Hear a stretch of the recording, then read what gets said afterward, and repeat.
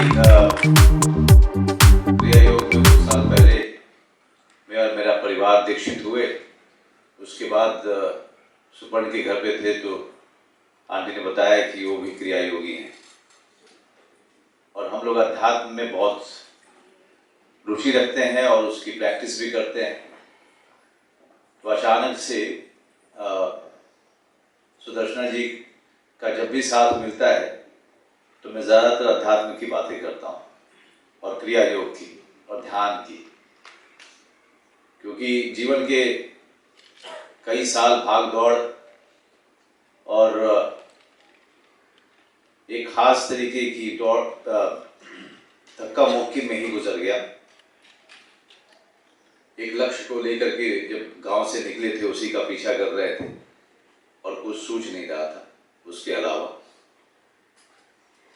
और जब से दीक्षित हुए क्रिया योग में उसने एक ठहराव दिया, अंदर के जितने भी क्रोध थे उनको शांत किया और उसको एक नई दिशा दी। और जब भी मैं सुदर्शना जी के साथ होता हूँ तो बातचीत करके कुछ और भी जो उसके पक्ष है अध्यात्म के क्रिया योग के, उसके बारे में जानने की कोशिश करता हूँ। आज मंच पे बैठा हुआ मैं बहुत ही छोटा महसूस कर रहा था, क्योंकि आबिद सुरती साहब कौन नहीं जानता है इनको, अगर जिनको साहित्य में रुचि रही। और भी बहुत सारे हमारे जो अग्रज बैठे हुए हैं, सबको कहीं ना कहीं पढ़ा है। और धर्म युग तो मेरे जीवन के 30 साल की उम्र तक हमारे जीवन का हिस्सा रहा। और भी कई सारी पत्रिकाएं थी जिनको हम एक रंगमंच रंगकर्मी के तौर पे हमेशा पढ़ते थे।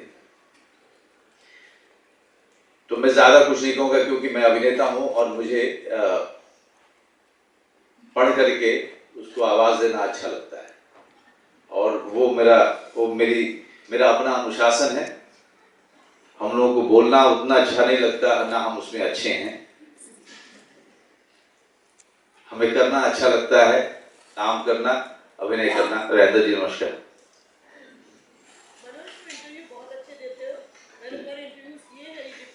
अभी जोरम देख लीजिए फिर बाद में करेंगे। मैं एक पैराग्राफ पढ़ देता हूं।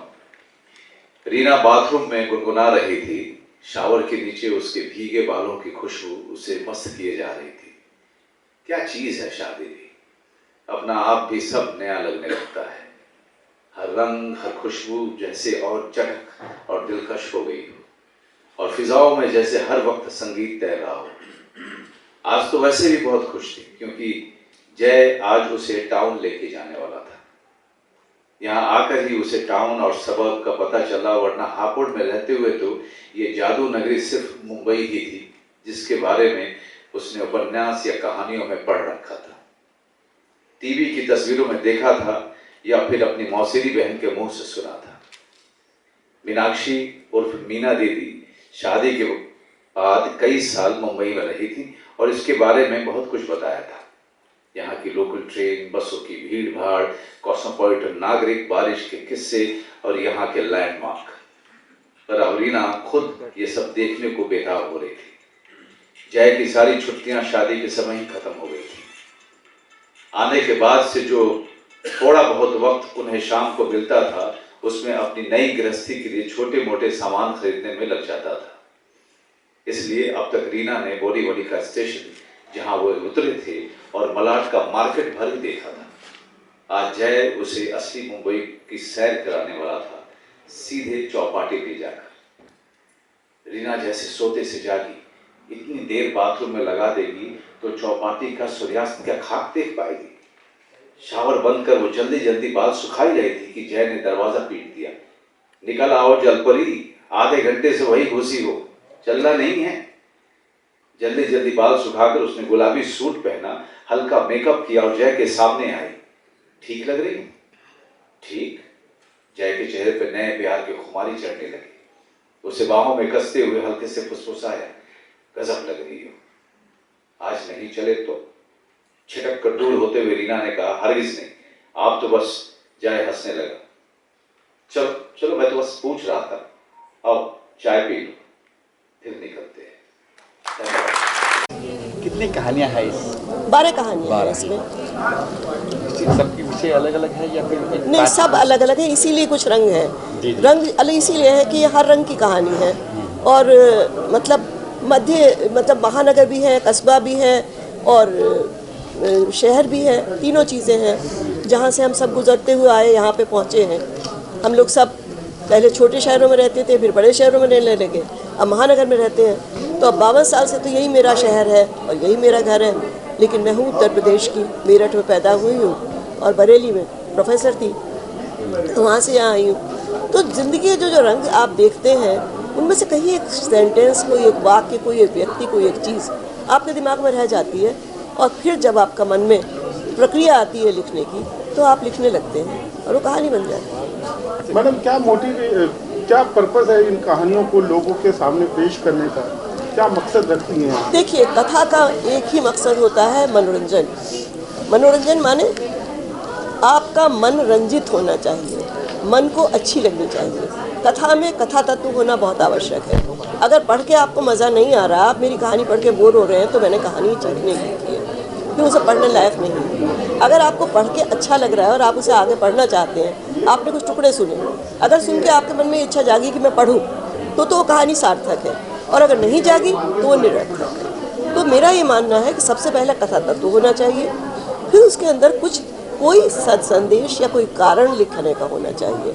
अकारण कहानियाँ मैं नहीं लिखती, मतलब कुछ जी कुछ होते हैं लोग जो एक टुकड़े को उठा के टुकड़ा लिख देते हैं, लेकिन उसमें मेरा विश्वास नहीं है। जो कथा तत्व जिसमें नहीं है, वो मुझसे मैं कहानी नहीं मानती। बात करें फ्रंट पेज की, तो फ्रंट पेज की जो printing, not necessarily front page, वो कहीं की भी न्यूज़ हो सकती है। जैसे इसमें एक कहानी है, आप पढ़ें उसको, पहेली।